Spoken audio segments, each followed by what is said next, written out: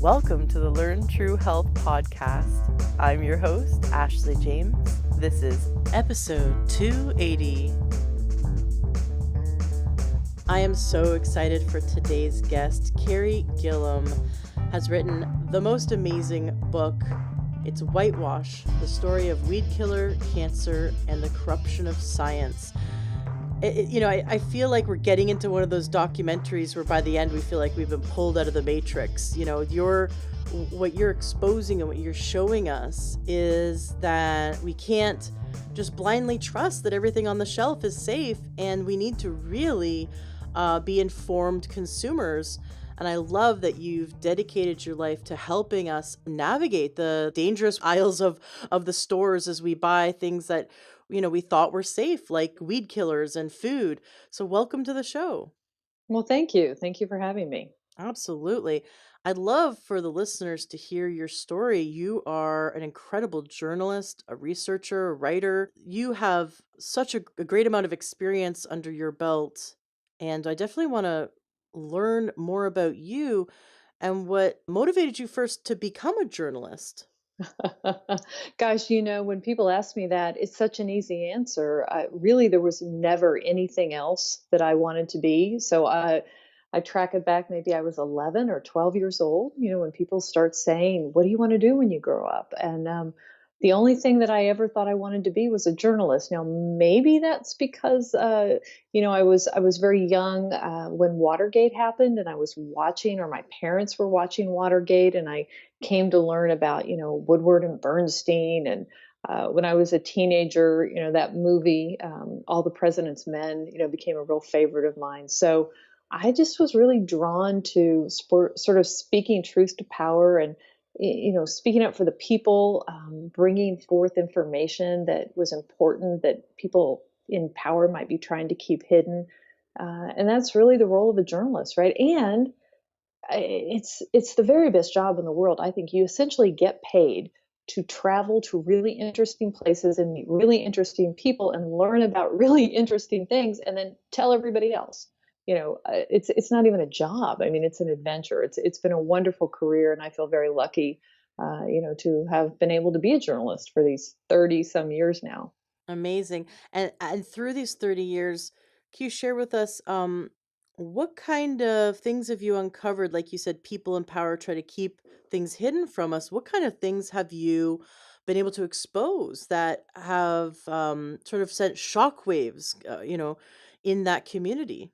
Well, I mean, early on in my career, I covered the real estate and the banking industry, and and then I've covered sports business and transportation and things like that. And truthfully, we all understand that there is a certain level of deception and secrecy that goes on behind the corporate veil, right, and that goes on in political circles. And so it's not uncommon for journalists to be exposing things. I mean, and that's what I've done in many different respects and many different stories. But this story about food and agriculture and these big companies, Dow and Monsanto and DuPont, the levels of deception that I came to learn about and to see, very clearly, because it's documented if you dig deeply enough. And that's what my book is. It's really documentation of decades of secrets and essentially lies, I guess, if that's not too strong a word,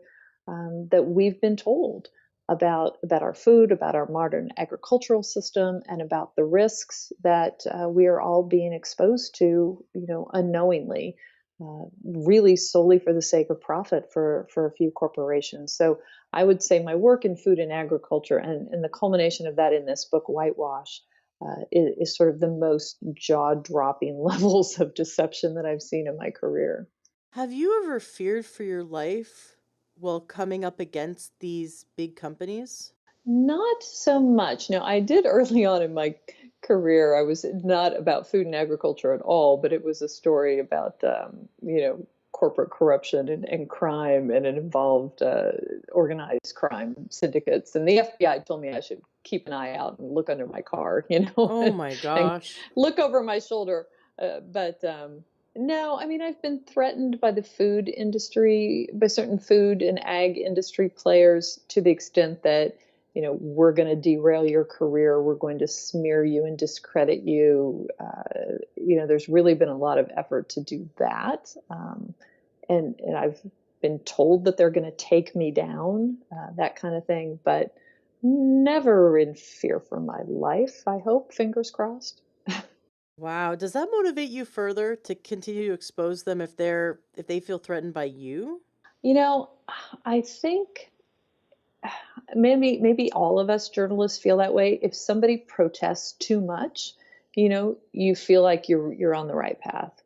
When you right? I mean, so if you're getting that much time and attention spent to try to shut you up, your message is really important. At least that's how I view it. And certainly with this book, the Monsanto and allies in the industry have worked really hard to try to keep this book from getting out there. And even in this, there's a trial that's been going on. There's litigation of thousands of lawsuits filed against Monsanto. And one of the first trials started this summer. And Monsanto actually filed a motion asking the judge to ban my book from being introduced as evidence, Oh my which I, gosh. which I found quite flattering, actually. So And did the judge do that? the judge has not ruled on that motion yet, but it's kind of silly. I'm not sure plaintiffs would need or want to introduce. They they certainly have their own case, but Monsanto has also filed several motions complaining about articles. The coverage of the trial and the articles, and wanting those to be kept from the eyes of the jury. And they really don't want people to read about what the documents show. The book really is built on my 20 years of reporting on food and agriculture, of course, and then thousands of pages of documents. It's not my opinion. It's a document driven, data driven book, and these are documents that I've obtained from the Environmental Protection Agency, the Food and Drug Administration, USDA, the U.S. Department of Agriculture, coupled with state record requests that we've gotten, state record documents that we've gotten from different universities around the country, and then in Monsanto's own documents that have they've had to turn over in discovery through litigation that I've accessed through court filings. So really, when you put all these documents together, it's a really damning portrayal of, I guess we say, the corruption of science. As the book is headlined, it it even alarmed me. I've had all the pieces in my mind as I've reported over the years and written these stories, but when I put it all together in a book, when I finished the book and I read it all again, I said, wow, it's really bad. It's really bad. And you don't necessarily see it. You don't see the entire puzzle until you get Mm-hmm. all these pieces put together. Amazing. Can you take us back 20 years ago? What happened that had you want to pursue the food and drug, or sorry, the food and agriculture industry for these last 20 years? Was it a particular moment in time, an aha moment that you had that made you want to specifically pursue this? No, I didn't want to pursue it at all. I was covering the banking industry and thought that was quite the good job. The very, I wore nice blue suits and high heels, and I had nice lunches with CEOs of very big banks, and I thought it was a very exciting industry to cover. But Reuters, the international news agency, wanted me to move to Kansas City and start writing about food and agriculture. This was in the 1990s. Monsanto, which is based in the Midwest, had just introduced genetically engineered crops, and they were really revolutionizing farming and agricultural practices. And there were rivals, DuPont, that had a big operation, their headquarters for Pioneer in Iowa, and Dow AgroSciences. These powerhouses were really coming into their own and changing the way that our food was grown. And so not Monsanto, I'm sorry, Reuters had me move to Kansas City to start diving into this industry. So it was an assignment, really, at the time, and I didn't know anything about food or agriculture. And thus began my journey. So early on in your journey, what aha moments or what just like what shocked you that made you like really motivated, that made you excited about pursuing this? Did you have any of those like, oh my gosh, I can't believe this is happening kind of moments? Well, yeah, I mean, at first I was really impressed. Monsanto welcomed me in. Reuters, is, as I said, a global news agency. And so, as a reporter for Reuters, Monsanto wanted to win me over. And so did Dow and DuPont. And so I was invited in and saw the laboratories and talked to their scientists and, got to visit some of their demonstration fields. Uh, Equally, I was meeting with regular old farmers. I've been on hundreds and hundreds, maybe thousands of farm fields in my time, and visited weed scientists and grain dealers and handlers and grain traders, and so really getting to know it. And as I said, at first I was impressed. I thought, wow, this is really amazing new technology that these companies are creating by altering the genetic traits within these crops. This is amazing. And they would tell me all about the wonderful things that were going to come for consumers, and drought tolerance and disease resistant crops, and it was going to be so wonderful. But all they had out really then was herbicide tolerance, which of course is not about the consumer. It's about encouraging the use of herbicide, primarily glyphosate, which is Roundup, which is what my book is about. Glyphosate, the most widely used weed killer in the world, is what Monsanto uses in Roundup. And so they developed genetically engineered Roundup ready crops so that farmers would spray their crops directly with Roundup to kill the weeds. Crops wouldn't die, but the weeds would. And that's what genetically engineered crops were all about in the 1990s. But they kept saying, oh, that's going to change. We're going to develop all these other traits. Well, today, as we're sitting here talking, the single most planted trait of a GMO trait in the world is herbicide tolerance. So there are other traits, but by far the most popular, the one that has been pushed the most, is this one that encourages the use of herbicide. And we've seen herbicide use just explode since the 1990s. And our farm fields are now doused in glyphosate as well as other herbicides now because of problems that glyphosate has created. It's in our food, it's in our air, it's in our water, it's in our own bodies. It's created a host of problems with biodiversity and soil health. So, this GMO did not turn out to be what the companies were saying it would be. And what they're saying now, it's not about feeding the world. It's about selling chemicals. And so it took me, a while to match up what I was hearing with the companies and contrast that what was happening on the ground. And when you see it doesn't match, that's the aha moment, I guess. And it's not really one moment; it's a series of moments. But that's what I came to realize. And if there was one, it would be wheat, probably. Wheat is a very sort of consumer friendly. People know wheat as bread. Bread is life, and we all probably have a loaf of bread maybe in our cupboard. And Monsanto at one point wanted to engineer a Roundup ready wheat. And farmers said, we don't want a Roundup ready wheat. We don't need it. We don't have problems with weeds like that. We don't need to spray our wheat crop with herbicide. And I went to all of these meetings and listened to Monsanto say, we don't care if you need it. we want to sell it to you.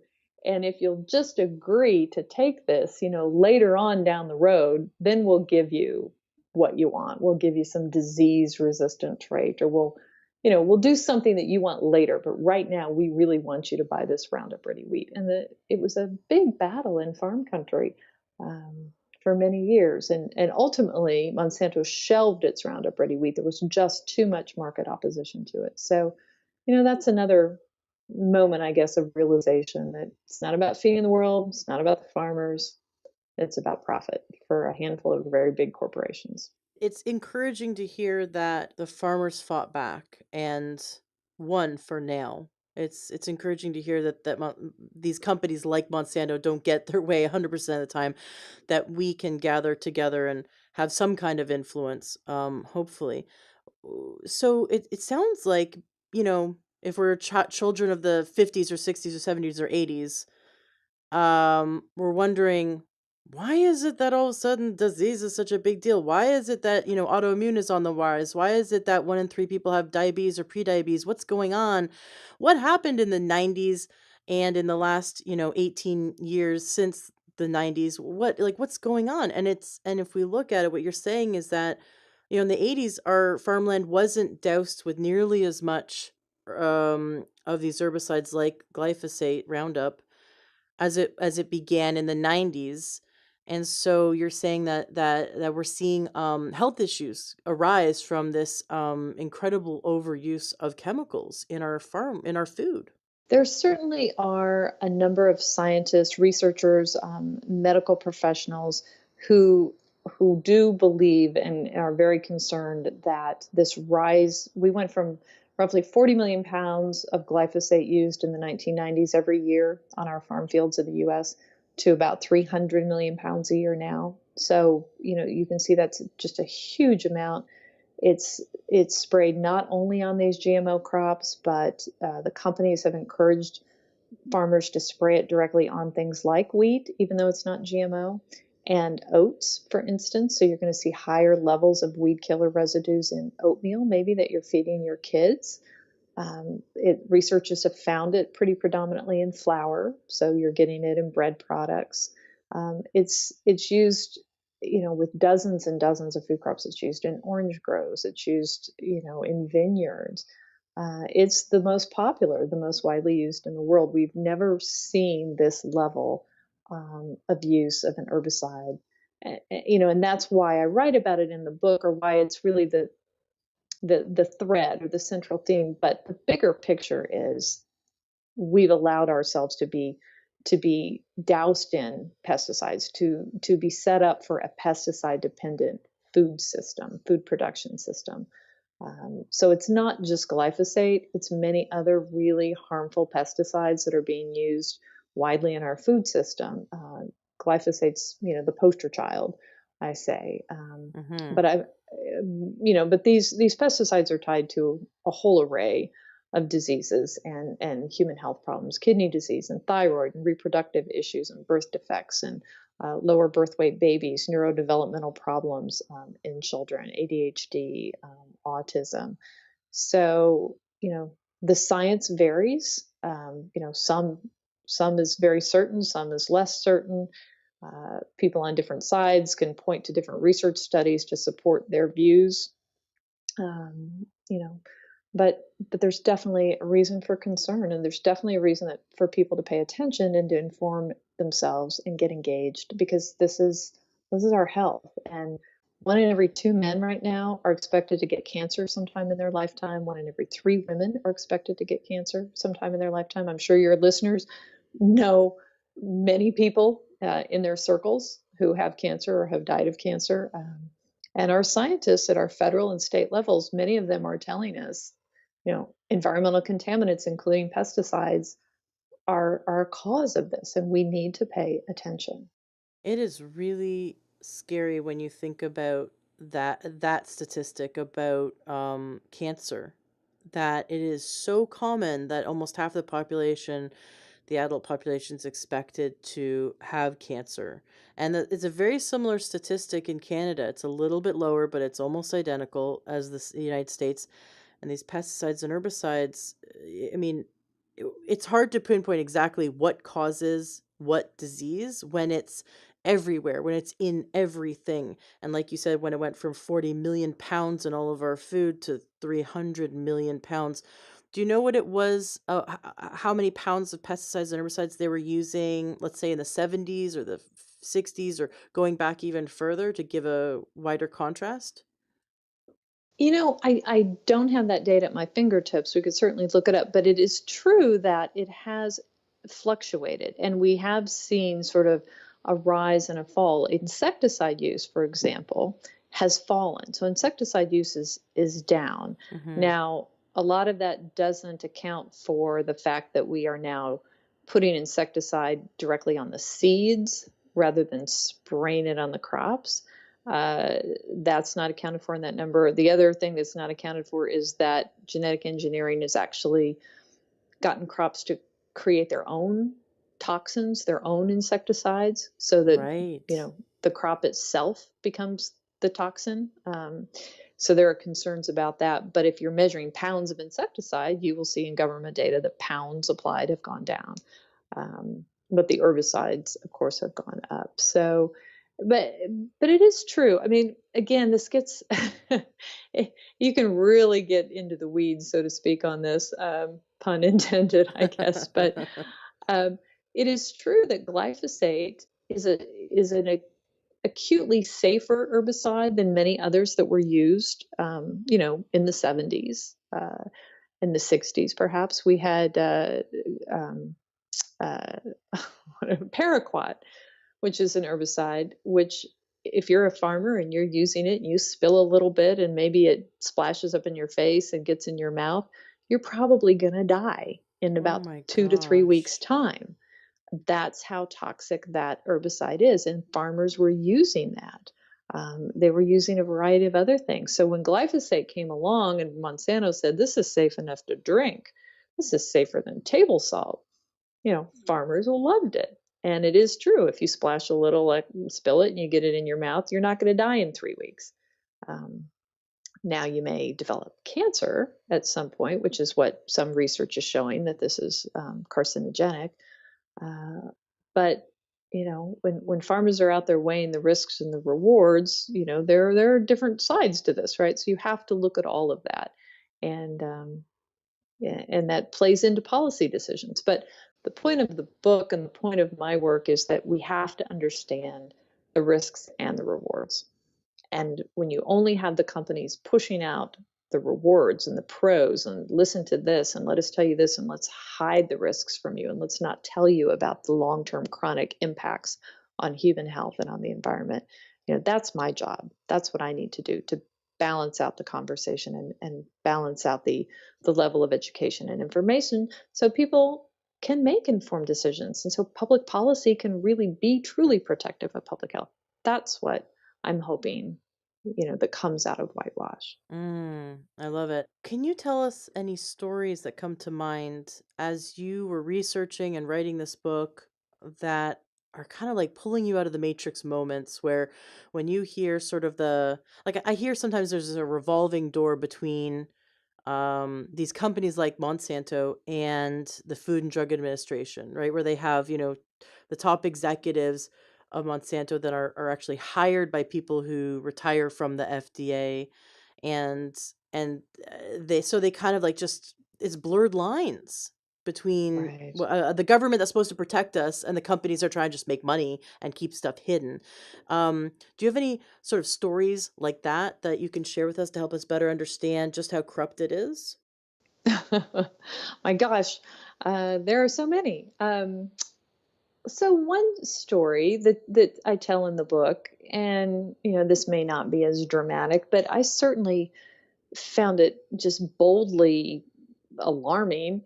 So the EPA was looking to bring in a scientific advisory panel to help it understand the potential carcinogenicity of glyphosate, to really look at this issue. Does it cause cancer or does it not? The World Health Organization's International Agency for Research on Cancer, which is a group of top international scientists, had said, yes, this is a possible or a probable human carcinogen. So EPA was going to look at this. So they brought in outside expert scientists, toxicologists, and epidemiologists to form a panel to really look at science and assessments and to help EPA figure out how to think about this. Well, Monsanto and the chemical industry lobbyist, CropLife America, really didn't want this to happen. And you can see in the documents, they were not happy about this panel being formed. But EPA went ahead and formed it. But then the CropLife and Monsanto said, well, you know what? Okay, you formed it. We really don't like who's on it. And we really don't like this one particular scientist because he's a pretty strong-willed independent epidemiologist. He worked for the federal government for 40 years. Um, and he's never really looked at glyphosate, but we don't think he's going to find in our favor, and we want him off the panel. They say this in all of these correspondence to the EPA. And well, what does the EPA do? They don't say publicly that they're going to kick off the scientist, but they do. They kick him off, and they postpone the meeting just days before it was supposed to happen, to get this guy out of there. And they tell everyone publicly that the scientist has suddenly become unavailable, which is why they have to postpone the panel meeting and why they have to find someone else to fill his spot.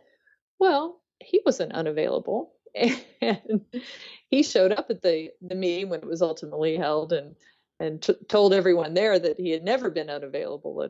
So, I mean, that was an interesting moment. I don't know that shows sort of what you were asking in your question, but another example is there's an agency called the ATSDR. It's the Agency for Toxic Substances and Disease Registry. That's a mouthful, which is part of Health and Human Services. It's sort of a sister to CDC. Anyway, ATSDR wanted to look at glyphosate and look at the toxicity of it. And again, Monsanto did not want that to happen. And so you can see in these internal documents where they reach out to EPA, top people at EPA, and enlist their help, essentially, to make this ATSDR review go away, because they really don't want it. They're worried about it. They talk about they think it'll be just like this International Agency for Research on Cancer, and they don't want that to happen. And lo and behold, EPA jumps within like an hour of getting the first message from Monsanto. The top guy in the Office of Pesticide Programs at EPA is responding and is lining up his lieutenants to get on this. And within just a few months, ATSDR review goes away. And that is what, there was a famous, it's gotten some attention in the news. There was an EPA official who, Monsanto correspondence shows that this EPA official said he should get a medal about making this ATSDR review go away. And that whole situation is under investigation by the Office of Inspector General for allegations of collusion between the EPA and Monsanto. Interesting. I was going to say, I mean, the EPA is supposed to be our watchdog, right? They're supposed to protect us. Why is it that they were defending or helping the private sector, a private company, when they should be, the private sector should be scared of the EPA, and kind of keep them in line, right? That's what should happen, but instead they're able to use them. What did they have dirt on the EPA? Were they, paying them copious amounts of money? What was going on? Is there a money trail? Well, this is the sad reality of Washington, D.C., I think, and the sad reality of the fact in our country that money drives politics, right? I mean, these very big, powerful companies and lobbying groups spend a lot of money in Washington, D.C. They make a lot of donations, they spend a lot on lobbying, and they have real influence over the political appointments at the heads of our regulatory agencies. So, for instance, the head of the EPA is a political appointee. He, serves at the grace of those who are elected. And if powerful corporations don't like what's going on inside that regulatory agency, they apply the pressure to the lawmakers or others who apply the pressure, and it trickles down. And that's been going on for decades. That's been documented through various administrations, Republican or Democrat. It's been documented numerous times. It's a really significant problem. When Barack Obama was in, he tried to implement new policies, scientific integrity policies. Those sort of have been deemed to have had mixed success. But the corruption and the influence peddling inside all of our regulatory agencies is, not even much of a secret in Washington, D.C. It's just the way business is done. We saw, with respect to Monsanto and glyphosate, very early on in the 1980s, one of the very first studies that EPA looked at, Monsanto had provided it. Monsanto paid for the study and gave it to EPA and said, look, this shows glyphosate is safe. And EPA looked at it and said, no, it doesn't. It looks like it could cause cancer because all these mice that were exposed to glyphosate in your study are getting these rare tumors, and the mice in the control group did not. And so these EPA toxicologists, write up their report and say it looks like it's oncogenic. It could cause cancer. Well, that thus ensued a giant battle in which at different points you can see EPA scientists saying it is not our job to protect you, Monsanto. It is our job to protect the public. But they were ultimately overridden by supervisors, and their classification and their concerns about carcinogenicity went away. And that's where we are today with the EPA's official position that it doesn't cause cancer. Almost 40 years, or about 40 years later. So a few supervisors were corrupt, and now we have the entire population of many countries. No, I mean, just because, what happens in America can, kind of then ends up happening in other countries. And we see, or we export our wheat, for example, or export our soy, or, what we're doing here is going to affect not only the population of the United States, but the population of other countries.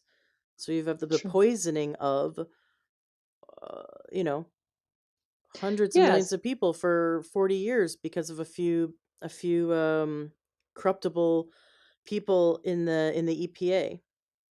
Well, and it's not only within the EPA, and I guess you do have to be somewhat careful about the word corruption, because is it an intent? Is there a quid pro quo? Or is this just because these are the people who lunch together and dine together and rub shoulders together in social circles, and who, as you pointed out, there's a revolving door. So maybe you work in the company and then you go to work for the regulatory agency and then you go back to the company. And so you have friends in the agency and you know each other. Those are the nuances that really fall into this gray zone. So are you going to believe your friend and the person who, knows the guy that gave you your job, or are you going to believe your scientist? And a lot of times the scientists, get the short shrift. So is that corruption? I don't know. Is it influence peddling? Yes, definitely. And you see it not only in the EPA and in the United States, but you see it in Europe, you see it all around the world.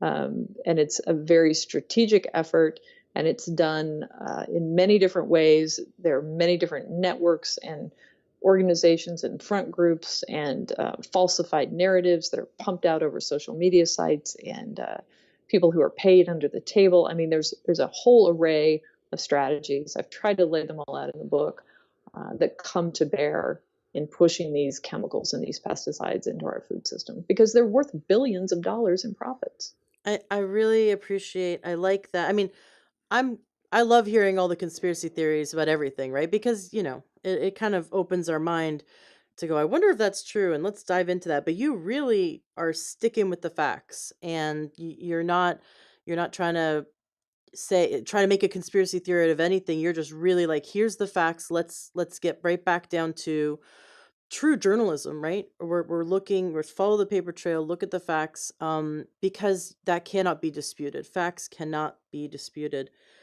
So I applaud you for that, because I know many people would want to interpret what goes on into a conspiracy, and you're not looking to interpret, you're looking to get the truth out there.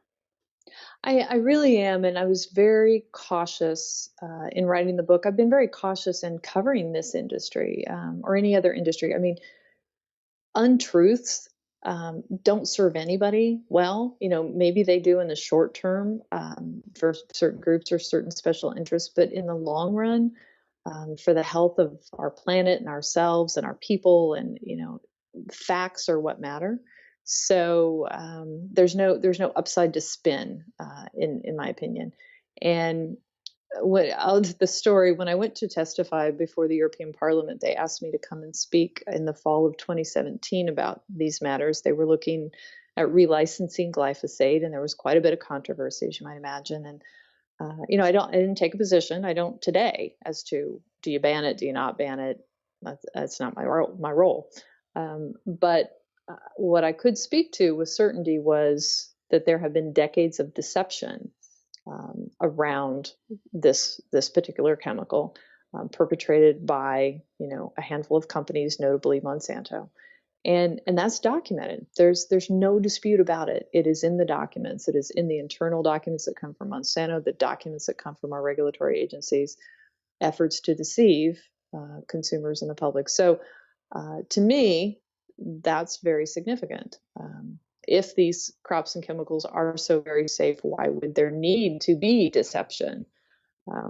But Right. that's for someone else. Maybe if they want to connect those dots. At this point, I'm simply trying, as I said, to bring these facts to light, because it does matter, and it does change people's minds and give them a new perspective, I think, and context in which to view these issues.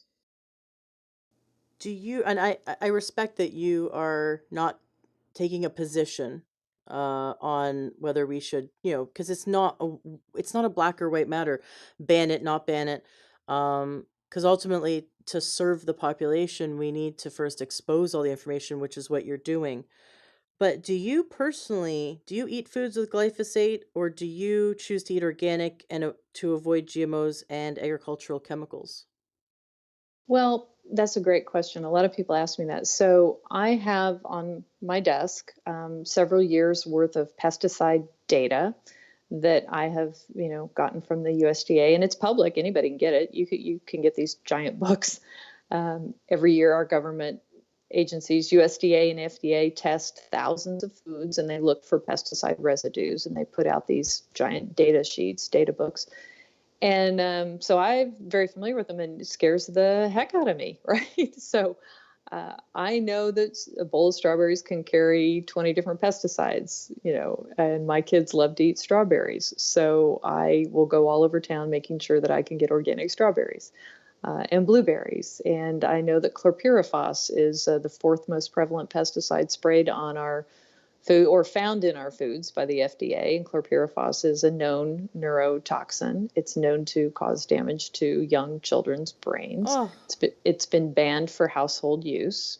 It was supposed to be banned for agricultural use because it is so dangerous, because our EPA has said we cannot vouch for any level of safety. No level can be considered safe in our food or water, and yet it is still being used in agriculture because Dow Chemical wants it to be, and has lobbied very hard for that. So, and that again is all in the record. But so I know that insecticide that's toxic to children's brains is in our fruits and vegetables. So yeah, I buy a lot of organic food, but there are foods that I buy that aren't organic, and it's just.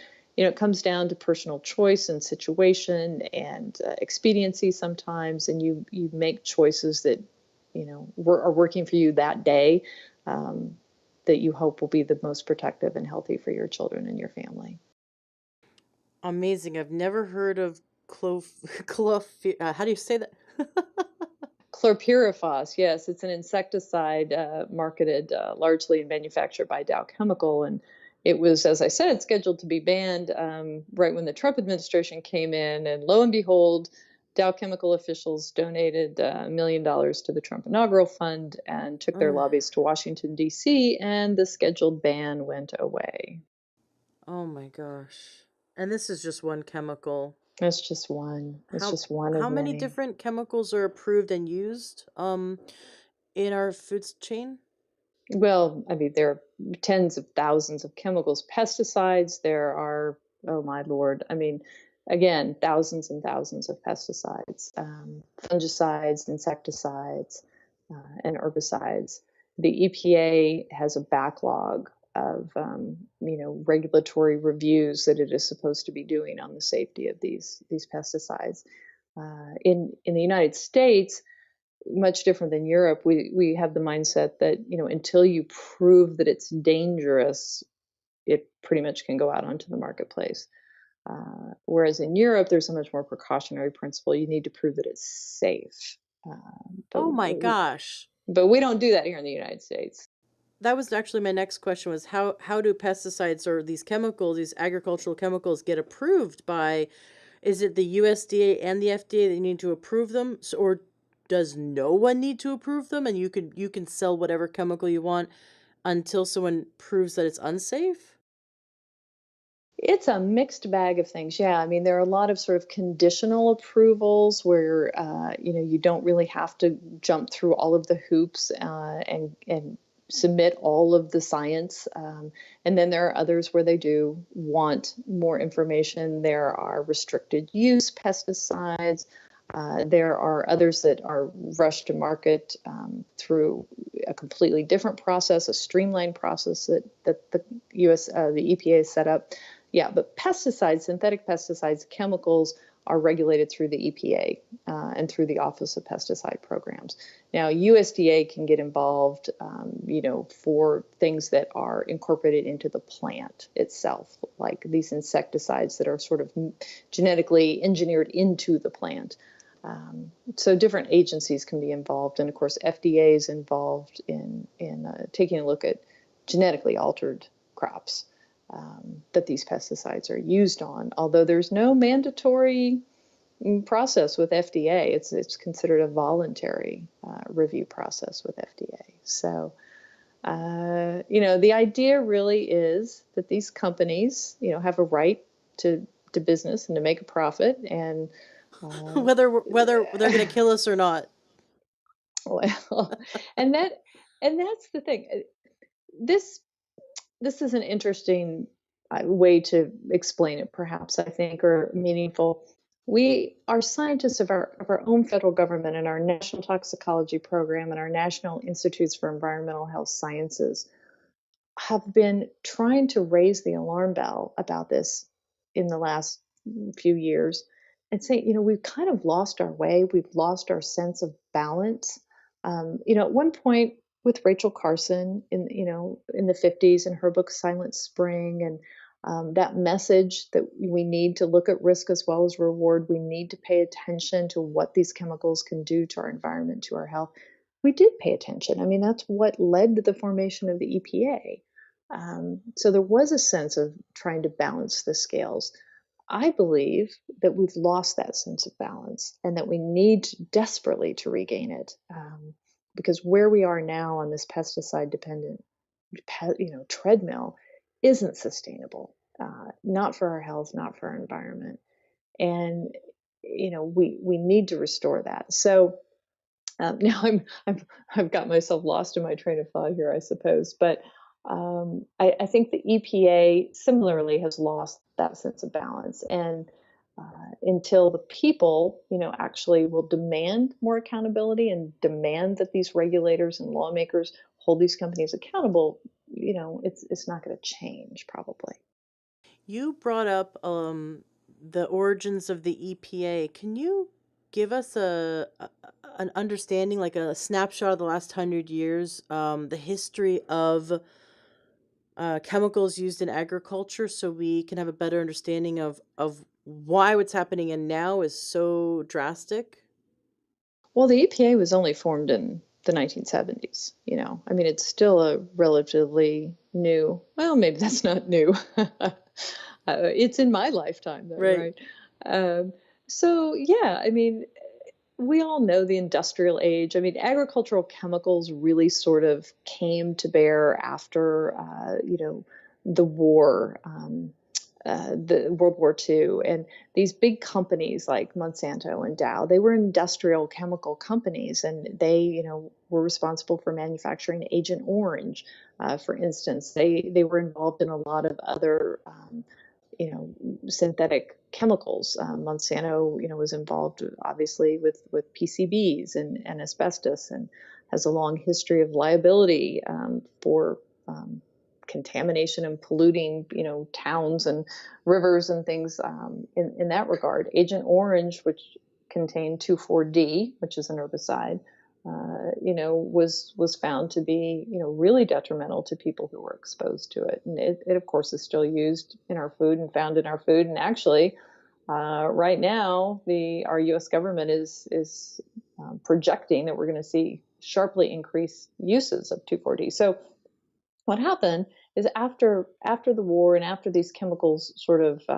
or wars, I should say, Vietnam and others, after they lost that sort of market, they really started transitioning and looking for ways to apply them to agriculture. And glyphosate was actually synthesized and discovered, many years ago by a pharmaceutical interest, and it was looked at for that sort of thing. It was looked at for many different applications. And when Monsanto acquired it and sent its scientists to look for it, they were looking for an herbicide. They wanted to find something because they knew that agriculture was going to be a booming marketplace for these chemicals. Because it used to be that farmers really relied on sort of tried and true kind of practices to grow our food without a lot of chemicals. They rotated crops, and they would plant things called cover crops that would suppress weeds and would encourage biodiversity, that would take care of disease and suppress disease and harmful pathogens. And the different rotations and different things that they would plant would enrich the soil. These are all tried and true things, and they didn't rely on synthetic pesticides. Um, so it was a market driven, not a market driven, but a company driven shift. That so one person in my book, one lawyer, likens it to a drug pusher. These chemical companies came and hooked these farmers on these chemicals, and it's made it really hard for them to go back. So there wasn't a giant need, like we weren't all starving as humans, and there was going to be famine and mass deaths if we didn't have these chemicals to, you know, bolster our crops. Right. Yeah, I mean that's one of, I think, the most outrageous myths that is pushed by this industry, that these crops and chemicals are needed to feed the world, and anybody who says otherwise, just wants everybody to starve and is a elitist liberal who doesn't care if people starve. I mean, that's ridiculous. And the United Nations has studied this and come out on this, and just very simple research will show you famine and starvation and a lack of food doesn't have anything to do with what we produce here in America, or what we produce in wealthy nations. What it has to do with is a lack of infrastructure, a lack of distribution, a lack of political stability in many parts of the world. We produce enough food. We have over 1 billion bushels of corn every year that we don't know what to do with. It sits in storage. The USDA calculates these numbers. It's not a made up number, that's real. We're not shipping that off to poor people to feed them. we're storing that somewhere. These poor countries that aren't growing enough food to feed their populations need, refrigerated trucks. They need roads and bridges and ways to haul this and ship it and store it. And they need stable political structure so that people aren't, fighting and having their villages burned. And I mean, it's much more about that than it is whether or not you've got a GMO available that you can spray an herbicide on. So there was no need for them. Well, they did make, I mean, glyphosate and Roundup Ready crops did make farming much easier for farmers when it first came out. And that's why farmers loved it. They loved the system. They didn't have to fight weeds like they had nearly as much. They didn't have to use deadly paraquat. They loved it. I interviewed so many farmers who said, this is the greatest thing ever. But the trouble is, the greatest thing ever doesn't always last, and Mother Nature adapts. And weed scientists warned about that. You can't, if you're going to develop crops that you spray directly with Roundup, and you do that over and over, and you stop rotating your crops and you stop using cover crops, and you're just doing this over and over and over again, you know what? Mother Nature's going to fight back, and these weeds are going to develop resistance, and they're not going to die anymore. When you spray them with this weed killer. And that's what happened. And then it became a battle. So the weeds are resistant, so farmers use more and more and more of the herbicide. The weeds still won't die. They still won't, it's become a very costly problem for farmers around the country. We now have over 100 million acres of weeds that won't die when you spray them with glyphosate. It's costing some farmers in cotton growing country over $1 billion a year in lost productivity and added input costs.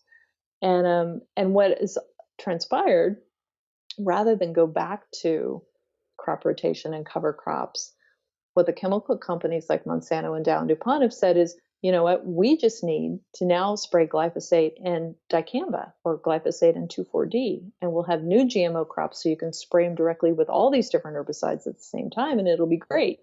And that's why USDA is saying we're going to have some really big spikes in our food of these other herbicides now.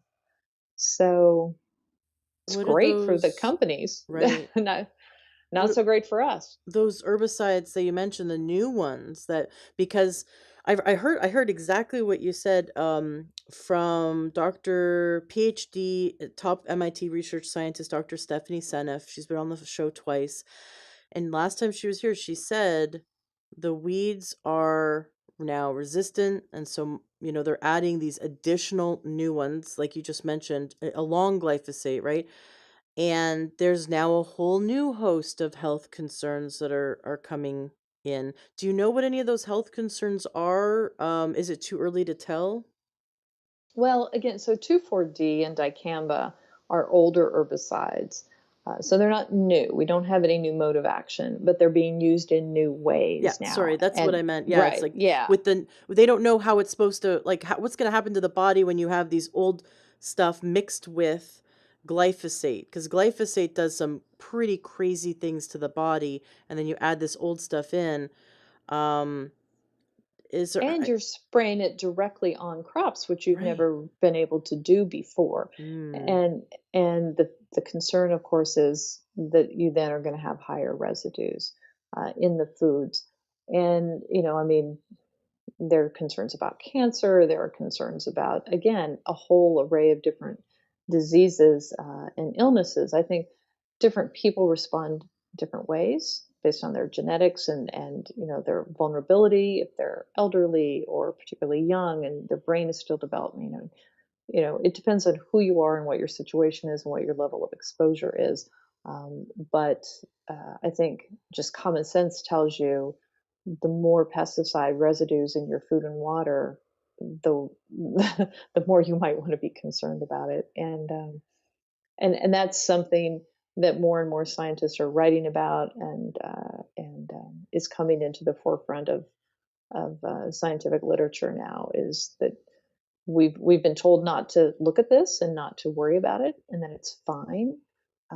But more people are realizing that it's not fine, and our residue levels for some pesticides are being allowed to go higher and higher and higher by the EPA, or yeah, well, by the EPA, and then the FDA is the one who checks on those and reports back.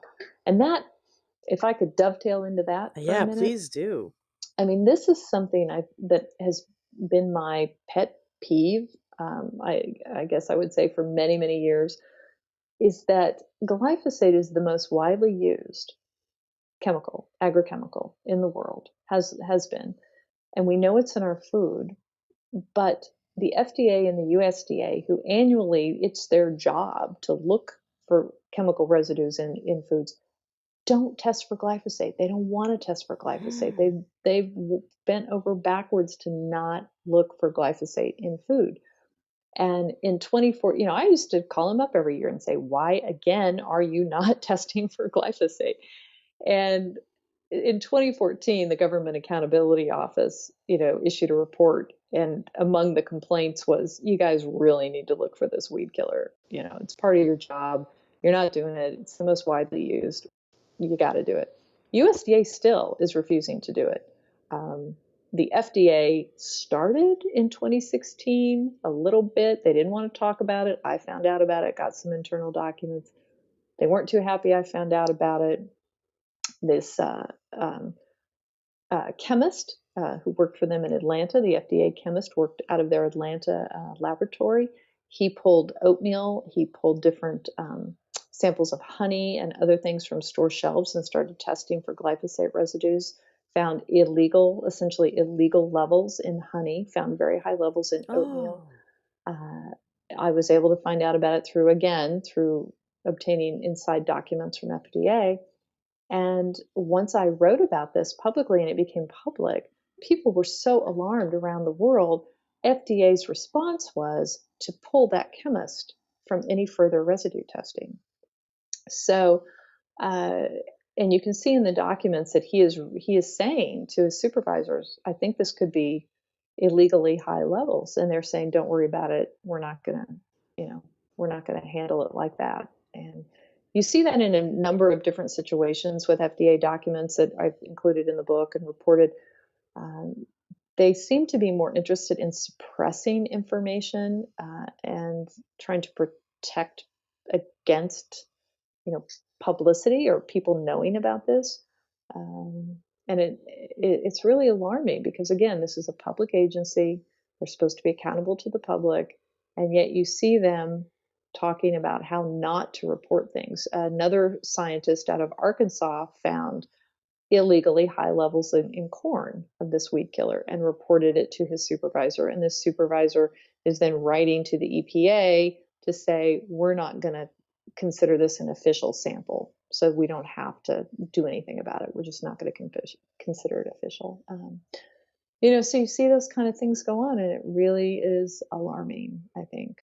How do we help people wake up to see? I mean, besides telling everyone to read your book, obviously, and share this episode. Thank you. Yeah. How do we help people? How do we help our friends and family and loved ones and community?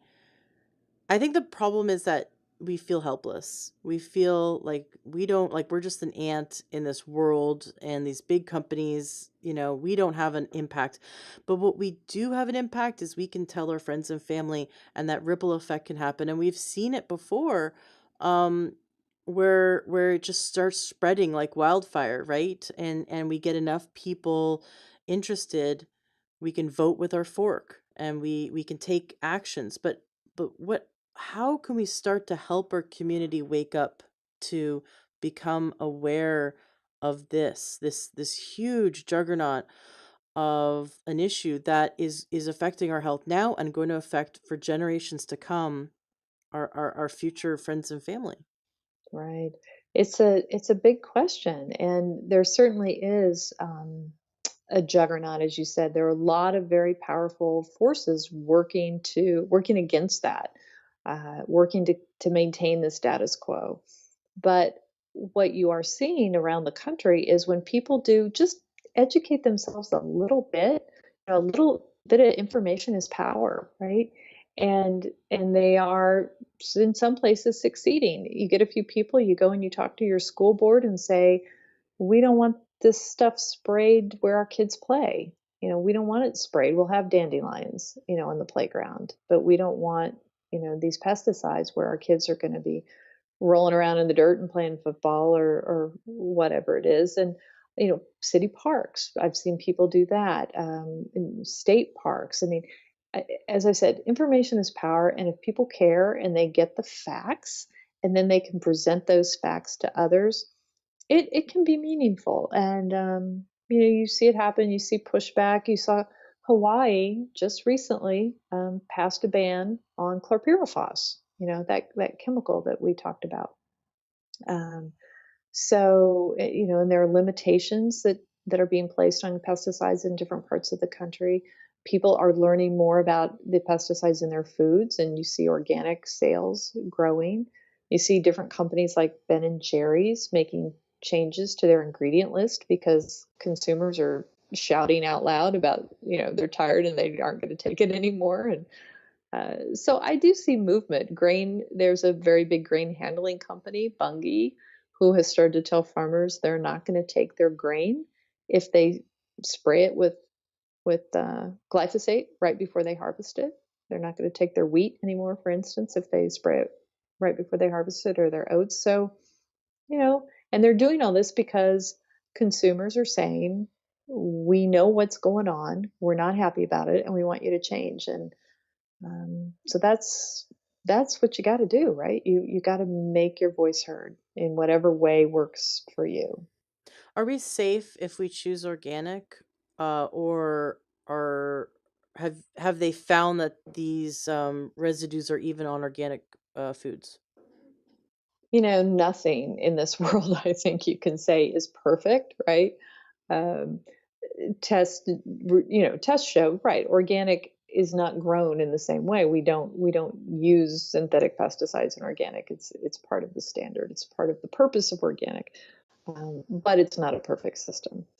We know, for instance, that fertilizer, manure that comes from animals that is used on organic farms may be coming from animals who are eating crops, grain, that has been sprayed with glyphosate or other pesticides. And so there would be pesticide residues in their manure, and then that manure is used on organic fields, right? I mean, that has happened. We have that documented. We know that that happens. It's not a perfect system. So but all you can do is work towards betterment, right? That's what we're all supposed to do in life, I think. Do good whenever we can and work towards improvement in everything we do. And Right. I really like your advice about reaching out to the parks, maybe park and recreation division of your local government and your town and your county, and figure out how you can help those who make those choices to not use these chemicals, or the schools, and make sure that those chemicals stop being used. Even sometimes homeowners associations pay for sort of gardening services of their neighborhood, right? To take care of the common areas of their neighborhood. So for us to reach out and contact those people, and you said show them the evidence. Is there, maybe in your book, do you have a guide, or do you have like sort of the best studies to show these officials that would help them to sway them to stop using things like Roundup, glyphosate, in our public areas in our community? that is such a hard thing to do because, of course, the research isn't done by one person or one group, right? It's done by uh, independent scientists and corporate scientists all around the world. And there are new studies that come out every year, and some have more strength than others. Some have, various limitations. Some apply to different types of exposures. The one-stop shop, if you've got to do it, is probably this International Agency for Research on Cancer. But of course, the chemical industry has worked really hard to try to discredit this agency.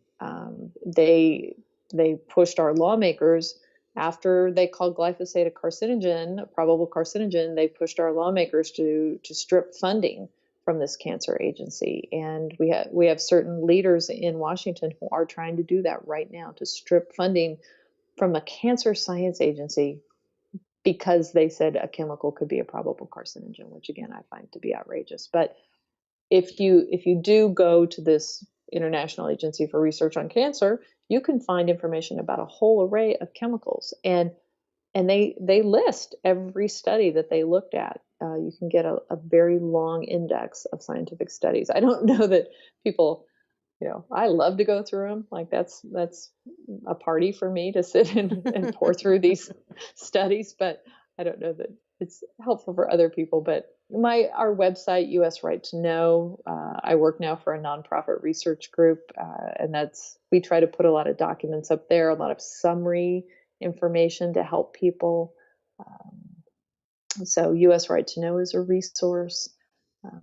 Pesticide Action Network, Beyond Pesticides. There are a lot of places where you can go to get information and data, to share and to just educate yourself. I love understanding the things that happened in our past that we finally corrected. So, like when the x ray machine was used in shoe stores, and you could get, 20 x rays a day if you wanted to, because you were trying on different shoes. And it seemed innocent. And then obviously they later found that that was dangerous. And so you don't get to x-ray your foot in a shoe every time you're trying a shoe on. But stuff like DDT was once thought to be so safe that they doused children in it. And my friend didn't believe when I told her this. And she's quite educated. And I said to her, just Google DDT or DDT children, and just look at the images. And her jaw was on the floor. There's pictures of children dancing, with with this white powder on them, chasing the DDT truck. And can you just for those who've never heard of the DDT or the DDT story, can you tell us about DDT and because I think it allows us to understand like people are going around thinking what's sprayed on our food now is relatively safe and harmless or with everything in the grocery stores is fine. And for many people don't realize how dangerous what's in our food could possibly be. Well, true. I mean, I think there's so many examples of substances that we have been told are fine, right? Tobacco, smoking cigarettes is one of them, right? I mean, we're told it's fine. We're told not to worry about it. DDT is an insecticide. It was, oh gosh, 1930s, 40s. It came into the market in the mid 1940s. And it was sold, both for household use and agricultural, again. It, I think, maybe would be most famous for mosquitoes, right? You try to wipe out mosquitoes and reduce different infections, malaria, and that sort of thing. And they would spray it, down city streets, right, at night, and you'd be sleeping with your windows open, and they're driving down spraying this stuff. But Rachel Carson, yeah, in her book Silent Spring, that was the vehicle really that she used to raise awareness and to bring to light a whole array of problems that were coming along with DDT. And it's been banned, but if you look at these FDA reports, you still find residues. We still find Oh my residues of gosh. DDT. Oh my Um, gosh. so, once we release these things and we sort of use them pervasively, it's really hard to take it back. And I think Mhm. that's where we are, with glyphosate and a lot of other chemicals. It's really hard to reverse course. We were told PCBs were safe. We were told asbestos was safe. We were told PFOA, which is C8, which is a chemical substance used in Teflon products, was fine. Now we know that the toxins related to PFOA that have been dumped in drinking water and elsewhere are responsible for childhood cancers in many communities where these plants operate.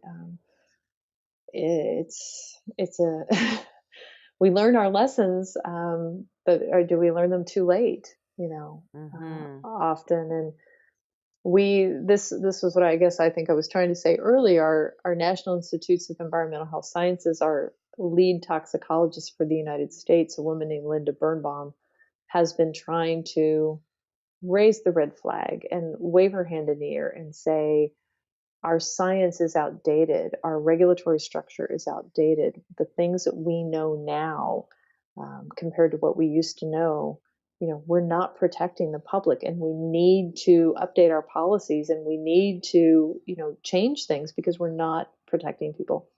And what's happened to her is some of our leading lawmakers who take a lot of money from some big corporations want her fired now, and they've tried to have her censored and have her investigated and tried to shut her up. So that's where we are today. And it's going to take, I don't know what it's going to take, a groundswell maybe to change that. And we are part of the groundswell. We're the beginning. Every single person listening it needs to be part of that groundswell. Because otherwise it'll go on for another 40 years, killing killing us with I mean every single person. My mother died of cancer. Every single person knows someone who's had cancer, and back in our grandparents' age it was so rare. It's such a scary thing. And isn't this in California this big what is it a class action against Monsanto because they're claiming it causes cancer? Can you tell us a bit about this trial that's going on right now? Right. Yeah. So there are about 4,000 people around the United States who are suing Monsanto right now. And the claim is twofold. The claim is that Roundup or other Ranger Pro, there's some other herbicides, glyphosate herbicides that Monsanto owns, that these products caused them to develop non Hodgkin lymphoma, which is a type of blood cancer. and that Monsanto knew about the risks, knew about the cancer causing risks, and hid the information, suppressed the information. So there are 4,000 or so of these plaintiffs. The very first plaintiff, a guy named Lee Johnson, to take Monsanto to trial, started that trial in June, and it is underway as we speak here in July. And the lawyers for the plaintiff, he's has terminal cancer now. They weren't sure he would actually survive long enough to go to trial, but they say they will be asking for potentially hundreds of millions of dollars in this case. And if he wins, as I said, there's thousands more waiting in the wings. So it's something that is really being closely watched around the world. And hopefully more so than the money, it's to get the information out there to prove them guilty. Well, exactly. I mean, this is the first time these lawsuits and this litigation that's been ongoing, that a lot of this information is coming to light in a public court of law with scientists under sworn testimony. And it's just fascinating. Monsanto really fought, first of all, to have these cases thrown out. They fought to keep all these documents that they had to turn over. They fought to keep them secret. Many of them are still kept sealed in secret. But the ones that have been unsealed, have shown an array, have shown discussions about ghost writing research papers, trying to make papers that say this chemical is safe, trying to make them appear that they came from outside Monsanto, from independent scientists, when really Monsanto's going to write them themselves. They talk about that. They, a whole array of things that they are trying to do to control the science, to control the narrative, and suppress, people who have information about the dangers. That's all coming out in these court hearings. Now, Bayer recently acquired Monsanto and declared that once the acquisition was final, that they would no longer use the word Monsanto. Do you think this is in Bayer's marketing? In trying to hide their chemicals by maybe naming it something else, or do you think this is going to make it harder for us to bring all this information to the light? And possibly, that's something that we've seen companies do repeatedly. Monsanto did it itself when it had a lot of PCB liability through litigation. It sold itself to another company, and then it spun off its liabilities into yet another company with a different name, and then it took that company bankrupt, and then it spun itself out of the other company and back to Monsanto. I mean, there's a whole array of sort of corporate, twister that can go on. Monsanto right now is still, the name is still in existence. They call themselves a wholly owned subsidiary of Bayer. But yeah, we'll see. Bayer very clearly has made it known that they don't think the Monsanto brand, is necessarily something that they want to continue to operate with. So we'll see, but they certainly want to continue to operate with the chemicals and the crops that Monsanto brings. They've made that clear. I just knowing the history of Bayer and how they were one of the two pharmaceutical companies that made the Zyklon B gas to kill the Jewish and other population in Nazi Mm-hmm. Germany. And I know it's a long, the same people that made those choices aren't still there, but it's like, how can a company still, you know, even survive that kind of history is beside me. And they're sort of doing it again today. They love spraying us with chemicals to slow kill us slower. Mm. um I'm this is I'm a bit passionate about this, as you can tell. um so give us some actionable steps. I know you're not one to want to tell us exactly what to do. You like to just give us the information. But let's say we're all really hopped up and mad and ready to take action. Please help us. Give us maybe a list of possible actionable steps we could take if we're so called to help get this information out there, help our friends and our family, and help ourselves, and hopefully help the world to see the light and to make better choices. Well, so first, from a purely self-serving note, I'll say read the book. um, Second of all, US Right to Know really is a good resource for these sorts of things. I think reaching out and educating yourself is the very first step, and that's you'll just have to you can go on the internet and you can search for these different nonprofit groups. Like I said, there's the Food Center for Food Safety, which is a really important nonprofit organization, and they are run by lawyers essentially, and they work to hold our regulators accountable. They file lawsuits, a lot of lawsuits against our regulators when they're breaking the law to approve these pesticides, and they've been very successful in court. Nice. Um, I think they're good. Earth Justice is another one that has a real legal bent. I like the organizations that look at things from a technical and a legal standpoint, not an emotional standpoint. I think we need to arm ourselves with facts, as I said, not propaganda and not spin. So you look for these organizations, you educate yourself, and you figure out how it matters to you.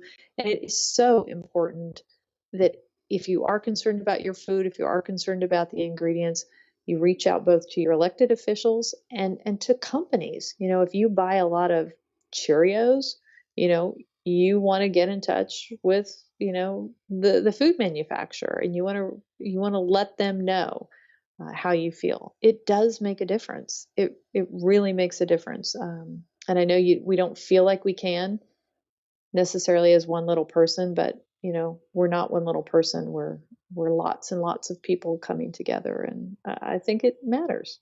Mm-hmm. Absolutely. And I'm going to continue urging the listeners to vote with their fork, invest every dollar that they use for groceries to what they want to see in the world, and take their dollars away from what they don't want to see in the world. If you love Cheerios, buy the organic kind. I mean, not they're obviously not made by the same company, but buy the, those little type same type of cereal made organically, right? Or call up the companies, do our research, talk to the grocer, talk to the local markets and co-ops. And I love those kind of co-ops, the grocery store co-ops that are somewhat nonprofit. That there's some co-ops that are nonprofit. There's some co-ops that have a committee. There's one co-op here in the Pacific Northwest called PCC, and they have a list like a mile long of things that are not allowed in the grocery store. And so their grocery store is really small, like red dye number whatever, Mm. and all these different things that are known carcinogens are not allowed in the store. Pretty much everything is organic. If it's not, it's so rare, and it'll say like in big words, conventionally grown, and then you're like, ooh, don't get that. But it feels like a really safe place, and there's no MSG, there's no nitrates or nitrites, and so all those kind of things that those preservatives and stuff like that we've heard is unsafe.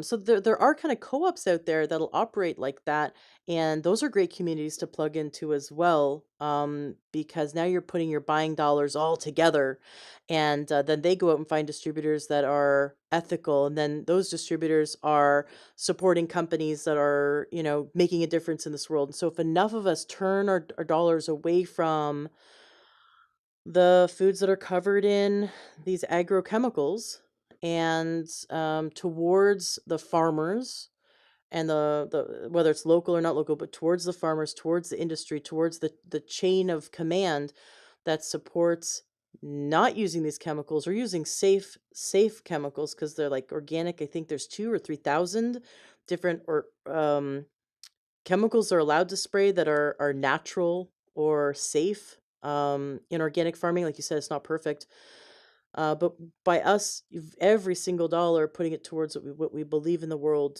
I mean, that would, that would make a huge difference. Because if all of a sudden 25% of the population stopped buying their stuff, that would put a company out of business. It's true. And food companies, I've been at meetings not too long ago with food companies who are worried about this.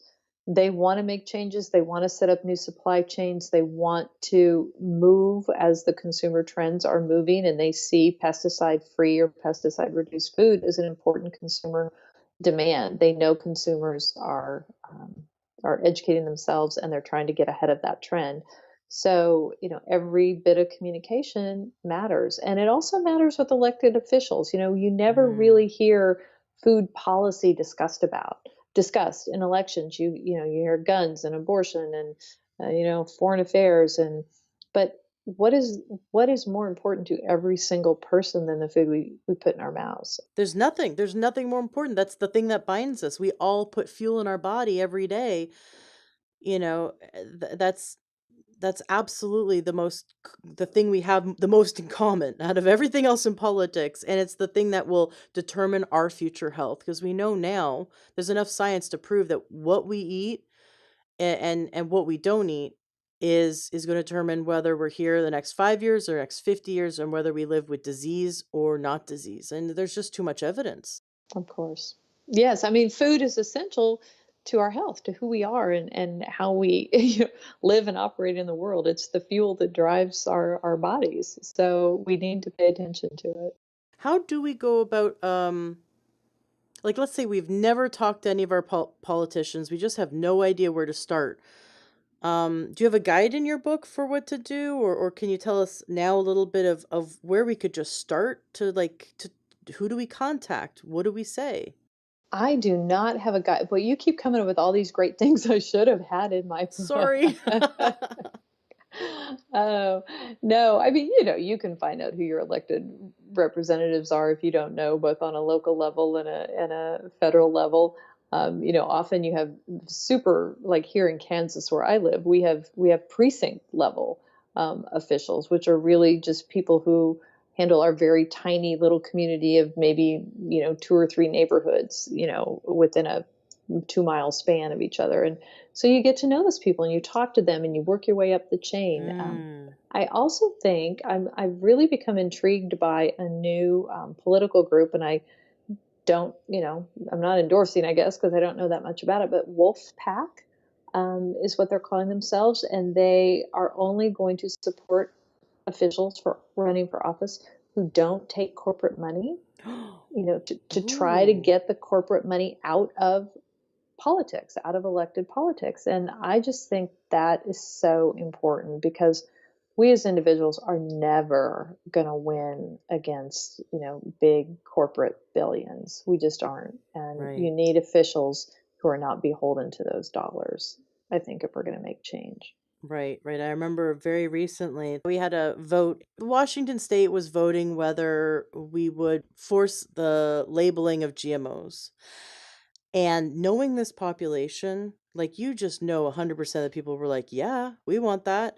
And yet there was so much lobbying, so much money poured in by the corporations that they were able to make that vote still be a no.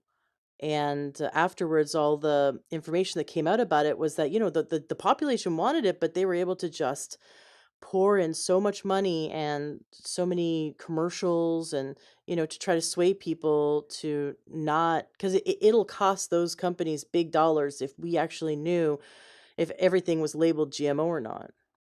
Exactly. And the companies have pretty much said that themselves. They've said they don't want mandatory labeling of GMOs. They didn't want it because they were afraid people wouldn't buy products that were labeled GMO. And I don't know, that's an amazing acknowledgement, I guess, that you don't want consumers to know what they're buying.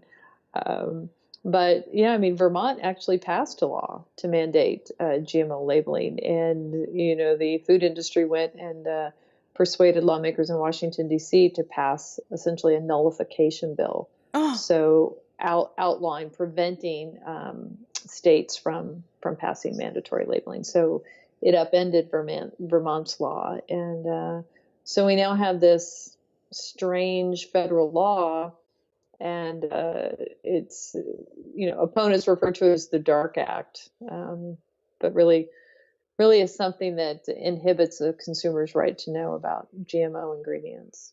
wow. That is just sick and wrong. Well, luckily we can Google like GMO and kind of learn for ourselves what foods are GMO and figure out, have to, read the ingredients and products, and make informed choices. But we have to do a little bit of detective work rather than it was going to be easier for us to see it right on the package. So now we got to still do our detective work. Well, I was going to say there also is, the non-GMO project. So they are proactively certifying different foods as non-GMO. So there are thousands of those products out there that say non-GMO on them now. Oh, absolutely. You're right. Yeah, it's if it says non-GMO and usually it says non-GMO organic, and it's got those certifications. Those are the easiest and best to choose because it's right there, and you know that there's a that company that just chose to make that food like a cereal box has opened up their doors and said, okay, come here, agency. I want you to, I'm proving to you that we're clean and we've got nothing to hide and our food is safe, and so that obviously would be the better of all the choices.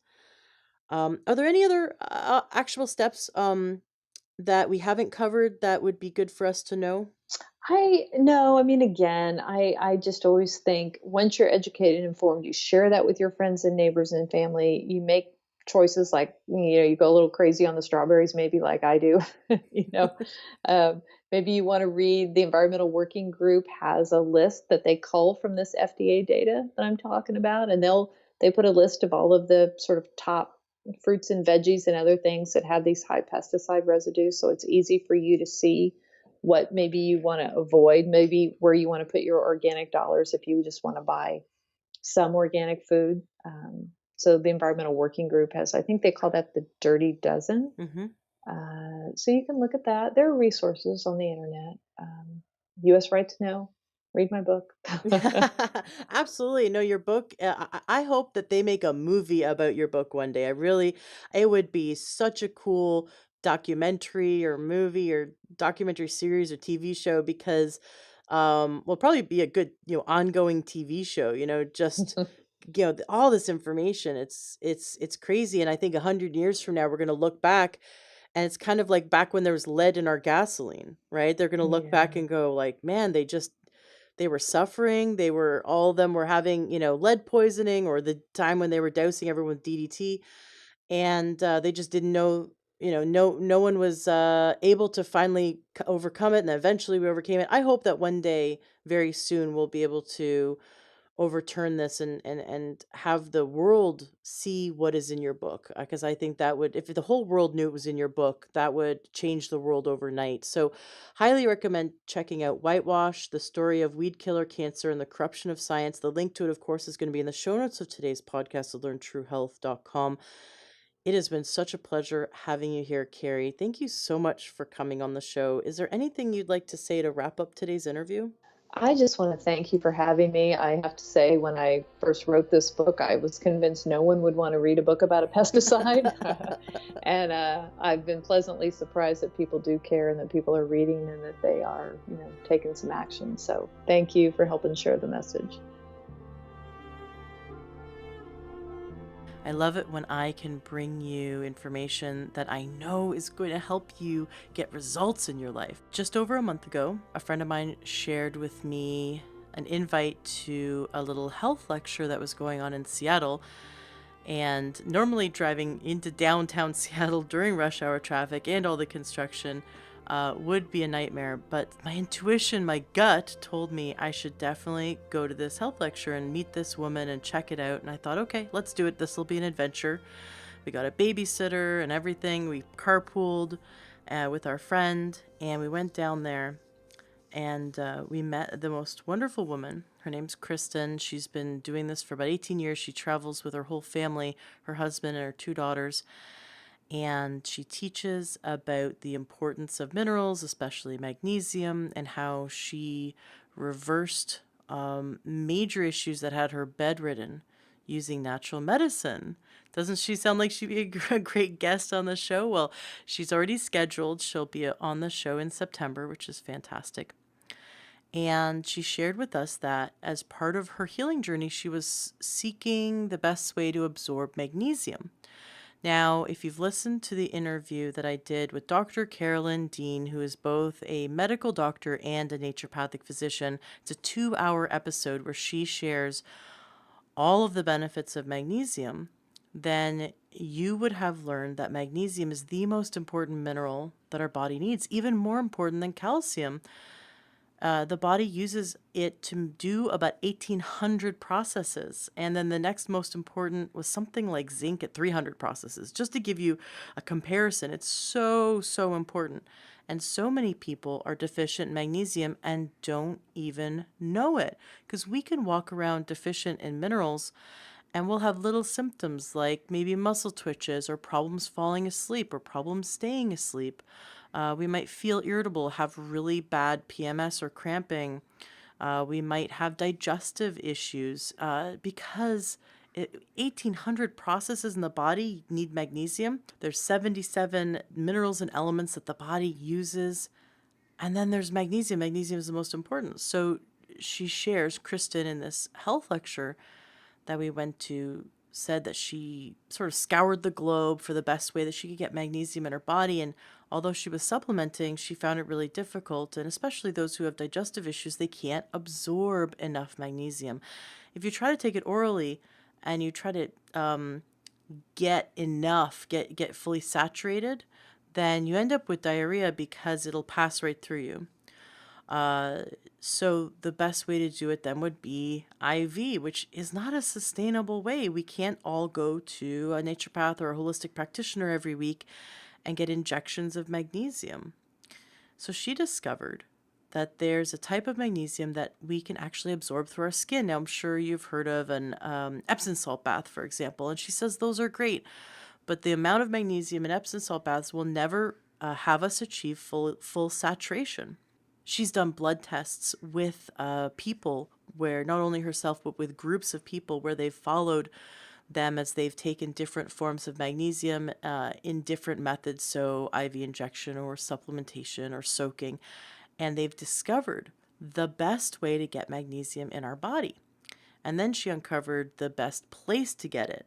So it's not contaminated, because you could just buy magnesium anywhere, but you don't know if it's contaminated. For example, she shares that a lot of magnesium comes from Utah, like the foot soaks, for example, of magnesium you'd get from Utah, it's actually contaminated with heavy metals, defeating the purpose, right?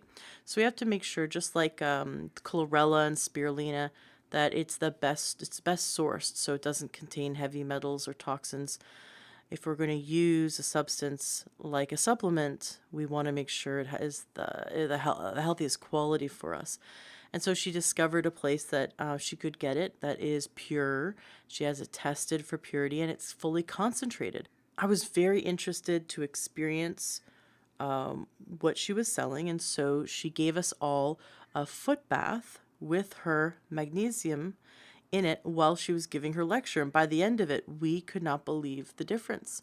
I've had magnesium injected. I've had IV magnesium, and it felt just as strong doing the foot soak. And she explained that in 40 minutes of sitting there, we had absorbed an average of about 4 grams of magnesium. Now, it would have taken about 4 days of taking magnesium supplementation to get 4 grams in. And with her method, in 1 month, you can fully saturate, you can get to the healthy level, you can reverse a deficiency and fully saturate your body with magnesium. So I bought a few bottles. I said, this is it. We're all going to try it. A few of my friends decided to join me. A few of my family members, my son, which he's 3 years old. So you throw kids in a bath with it, and you put about an eighth of a cup, because it's very concentrated. And all it is liquid magnesium, concentrated magnesium. You put it in the bath, totally safe. You don't feel it. It's not stinging or anything. And kids absorb it. And so we brought it home. And the next day we did a bath with our son. And that was the first night ever that he has asked to go to sleep. He's like, okay, I'm ready for bed. And he fell asleep. There was no fight. There was no, struggle with him, because normally kids fight and they want to stay up longer. He went to bed easily, and he slept for more than we've ever seen him sleep. And we did too. My husband, who normally wakes up like at the crack of dawn, like at 4:30 in the morning, he slept in and he couldn't believe it. And we both went, okay, is this Is this a coincidence? Let's keep doing this. So our whole family has been doing this foot soak or the bath, because you can soak in the bath too, every day for 30 days. And I wanted to wait to share this experience with you. I mean, the first day we did it, I wanted to tell you guys about it, but I really wanted to wait and just feel for myself and see it in my family. Did we get the results that were promised us? And absolutely yes, we did. I could not believe it. And in fact, I've been taking a liquid magnesium supplement for 7 years that I love. I love it. I adore it. It's done great things for me. And I decided to stop taking it because I know when I stop taking it, within days, I get sort of restless legs, I get poor sleep. I start to experience basically magnesium deficiency. And I stopped taking my supplement because I wanted to see if this was an adequate replacement, if it really was doing what she said it would do. And sure enough, I was able to fully absorb all my magnesium and more from this foot soak than I ever have with any supplement. I was really, really excited to hear that.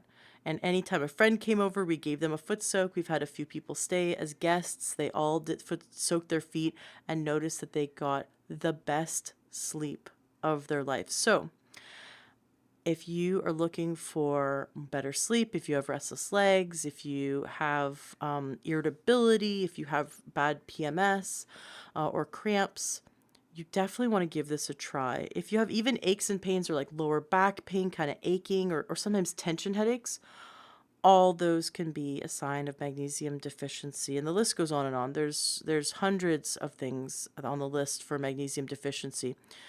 Now, I contacted Kristen after I had seen all these results with my son and my husband and myself, and I said to her, I need to tell my listeners about this, and I'd love it if you gave a discount. And so she generously is giving a discount. She has very small margins because she really is mission driven. She will cover half of the shipping, so it's a flat rate, $8 shipping for you, no matter how many bottles you buy. And she's going to give you 10% off, which is very, very generous. I definitely recommend that you guys give this a try.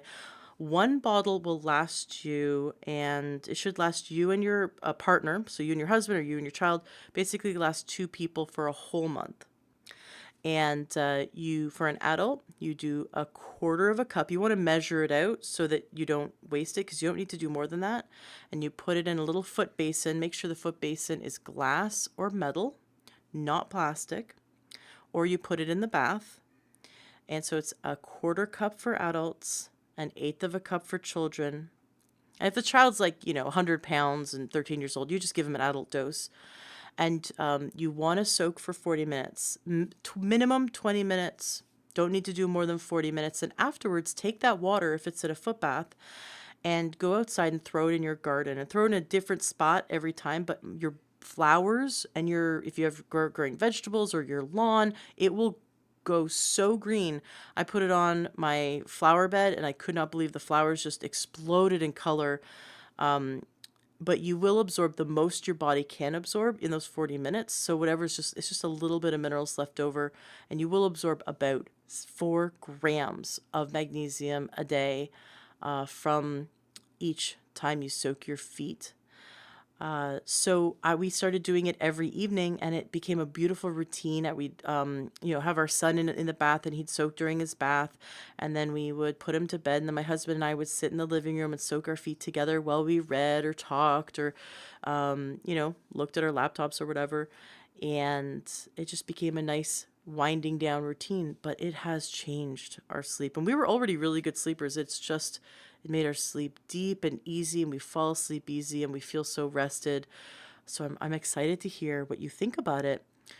To buy this product and try it for yourself, I would say just buy one bottle to start. But if you have a friend or family member, buy a bottle for them too, because that's what I did. I bought some bottles for my friends so they could try it too, the ones that I knew it would make a huge difference for.